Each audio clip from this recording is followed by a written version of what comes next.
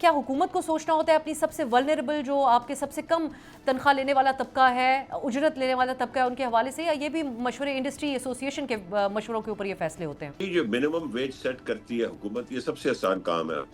حکومت بڑے آرام سے 50,000 سیٹ کر سکتی تھی، بٹ دینی یہ پرائیویٹ سیکٹر نے ہوتی ہے. جس کو آپ نے ایک سوال یہ بھی آج کل پوچھا جا رہا ہے کہ لارج سکیل مینوفیکچرنگ جو ہے اس کی گروتھ کیوں نہیں ہوئی. پچھلے 2-3 سالوں میں منیمم ویج بڑھی ہے، جو ان کا جائز حق بھی تھا، بٹ پرائیویٹ سیکٹر نے دینی ہے نا. تو پرائیویٹ سیکٹر کی اگر اکانومی ایبزارب کر سکے گی تو وہ کام چلے گا نا. ہم یہ تو نہیں چاہتے کہ اتنی ویج بڑھ جائے کہ لوگ 15-20% ریٹرنچ پہ شروع کر دیں، اور یہ ہو گئی تھی.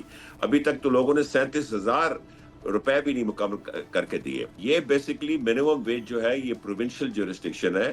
فیڈرل گورنمنٹ صرف اسلام آباد کے لیے کر سکتی ہے، یا جہاں ایک کمپنی کی ایک سے زیادہ پروونس میں اگر کاروبار ہے تو وہاں پھر وہ انٹر پروونشل چیز آ جاتی ہے، اور وہ جورسڈکشن پھر فیڈرل گورنمنٹ کے پاس آ جاتی ہے. اب ہم میکرو اکنامک اسٹیبلٹی میں آئے ہیں، تو ابھی ہمیں موقع دینا چاہیے تاکہ یہ بند کاروبار چلے اٹھے، تاکہ امپلائمنٹ جنریشن ہو، اور اس کے بعد پھر ہم ویج انکریز کی طرف جا سکتے ہیں. سبسکرائب کریں اور بیل دبائیں تاکہ کوئی خبر رہ نہ جائے.